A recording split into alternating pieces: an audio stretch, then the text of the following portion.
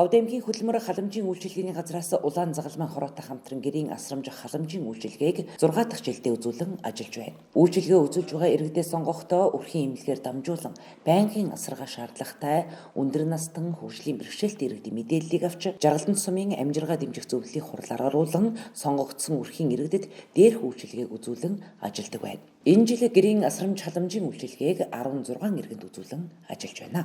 Би өөрөө нуруу нуусны өвчтэй. Тэгээ одоо 15 онд эхэлж үзсэн. Тэрнээс хойш хэвтрийн байдалтай ингээд очих. Тэгээд ганц охинтой ээж ганц тэгээд ер нь хүн дутагдсан байна. Тэгээд энэ асарга халамж үйлчлэгээний хүмүүс ирэх нь биднэрт бас их сайхан байдаг. Ятхнаа бид нар чинь тэр болгоно өс толгоогоо көл гараа угаагаад авч чадахгүй юм байдалтай байдаг үед чинь нэг ирээд нэг сайхан цэвэрлээд ингээд өгнө гэдэг чинь их сайхан бит.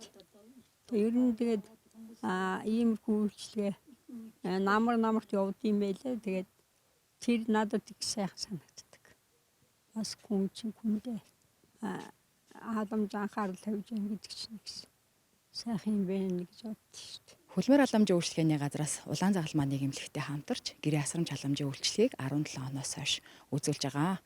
За энэ жилдээ болохоор гэрээ асрамж халамжийн үйлчлэгийн 16 одоо байнгын асаргаанд байгаа ахмад настан болон хөгжлийн бэрхшээлтэй иргэнд үйлчлэгийг үзүүлж байна. Улаан загалмай нийгэмлэг нь болохоор хөдөлмөр халамж үйлчлэгээний ерөнхий газраас зарлагдсан одоо тендерт ирэх авсан төрийн бус байгууллага байгаа. За төрийн байгууллагын одоо үйлчилгээг төрийн бус байгууллага гэрээлэн гүйцэтгэж байгаа. Энэ одоо санхүүжилт маань орон нутгийн хөгжлийн сангаас одоо гардаг. За гэрээ байгуулад манай ерөнхий одоо хөдөлмөр халамж үйлчлэгээний газартаа гэрээ байгуулад энэ үйлчлэгийг үзүүлдэг байна. Санхүүжилтийн хэмжээ. За одоо 16 хүнд болохоор 4 сая 400 мянган төгрөгийн үйлчлэгийг одоо үзүүлж байгаа. Ховд аймгийн улаан загалмайн хороонд бүртгэлтэй сайн дурын идэвхтэн гишүүд 200 орчим байдаг байна. Нийгмийн сэтгэл зүг засах, туслах, чин хүсэл эрмэлзэлтэй гишүүдэд бэлтгэхийн тулд Улаанбаатар хотод зуслан сургалтанд хамруулан ямар үйлчилгээг хэрхэн үзүүлэх талаар ойлголт мэдлэгтэй болсон гишүүдээсээ сонгож тус үйлчилгээнд хамруулдаг гэлээ. За энэ жилийн тухайд Ховд аймгийн улаан загалмайн хорооны 8 гишүүн сонгогдож сайн дурын асрамж халамжийн үйлчилгээг үзүүлэн ажиллаж байна. За манайх хөдөлмөр халамж үйлчлэгээний хилцтэй хамтраад энэ хөгжлийн бэрхшээлтэй иргэд болоод ахмад настан хүмүүсийн гэрийн асрамж халамжийн үйлчлэгийг гэж энэ үйлчлэгийг үзүүлдэг.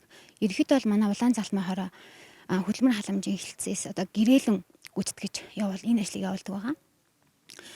Яг энэ ажлын тухай гэх юм бол одоогийн байдлаар 16 яг тэр тусламж үйлчлэгээ авах хэвээр 16 иргэнд энэ үйлчлэгийг үзүүлээд явж байгаа. За сайн дурын идэвхтүүдийн тухайд гэх юм бол хүүхэд залуучууд насан туршид гэдэг ер нь олон айгүй сайн дурын идэвхтэнгүүд байдаг. За түүнээсээ түшиглээд 200 гаруй насан туршид маань бас сайн дурын үйлчлэгийг үзүүлдэг. За яг тэрнээс ингэ шалгараад одоогийн байдлаар 8 хүн маань яг энэ асрамж халамжийн үйлчлэгийг үзүүлээд явж байгаа. Ер нь бол хүмүүс яг хийж явах явцдаа маш их шантардаг.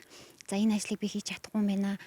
Эсвэл үнэхээр хэцүү ажил байна гэж зарим нэг нь шантраад явж байхад зарим нэг нь за би энэ хүн ингээ боён болоод тий аяах тавгийг нугааж өгөөд гэр орны цэвэрлж өгөөд бас ингээ нийгэм сэтгэл зүйн дэмжлэгийг үзүүлнэ гэсэн бүр тийм чин хүсэл зорилготой 10 хэдэн жил одоо тэр сайн дурын ажлыг хийцэн ихч нар маань одоо энэ юг халамж үйлчлэгээний ажлыг гүйцэтгэж явж байгаа.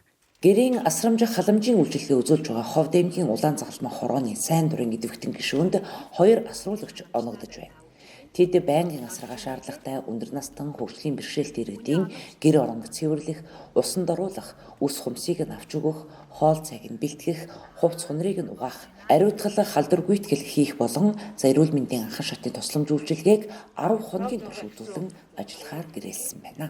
Би угаасаа үдээс хойш чөлөөтэйдэг үдээс урагш одоо бас өөрийнхөө ажил төрөө амжуулчаад үдээс хойш заавандаа ирж одоо ганц 2-3 цаг ч гэсэн байха боддог. Тэгээд цайгийн нөгөө тамхи татна тамхиг бас өдөө хүлж өгөн шүтэнжийн насааж өгнө.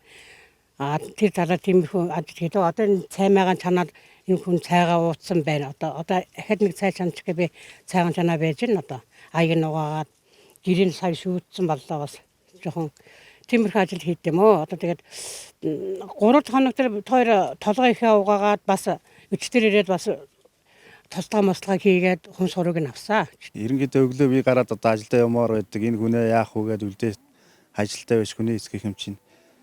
Тэгээд байж яадаг. Ороо ирдэг би чинь 2 3 цаг болол эргүүл босч нэг цай ундын уулгадаг. Хаяаны газар ганц нэг ажил руугаа явна. Ажил руу очино. Байнгын яг нэг цаг тухайн шиг урдных шиг ажил руу очиод ажиллаад байж чадахгүй байна. А яг хөө энэ үйлчлэгээ сонгосонд бол энийг ирээд би ингээд хараад өгөө миний дүү чи ажил мажлаа хийжээ ингээд бас нэг явах үедээ явж явахгүй гэд гисэн цагаас хойш би бас яг нэг 4 5 хоног бол одоо явж гин бас. Тэг өрөвдөлттэй миний ажил бол өрөвдөлттэй байна. Тэг би нөөц сүлэгээ авчиж जैन гараад аргал түвшин төхөөлж ирээ өгч जैन гадуур гараад би чи ажиллаа хийж जैन би зах дээр өөрөө хөвөөрөө ажил хийдэг байхгүй юу? Засвар. Тэгээ засварын ажлаа эргүүлжүүлээ хийж чадж जैन. За тэгээд ингэрэгтэй бол болж гэнэ гэж үзэж байна. Энэ үйлчлэгээ бол манай аавыг бол одоо онсон байна.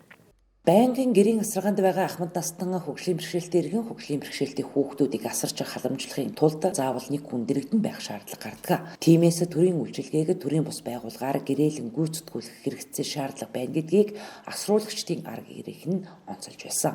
За гэрийн асрамж халамжийн үйлчилгээг зорилтод иргэдэд үзүүлж дуусны дараагаар сэтгэл ханамжийн судалгаа авч цаашдын үйл ажиллагаандаа тусган хэрэгжүүлэхийг зорддог байна.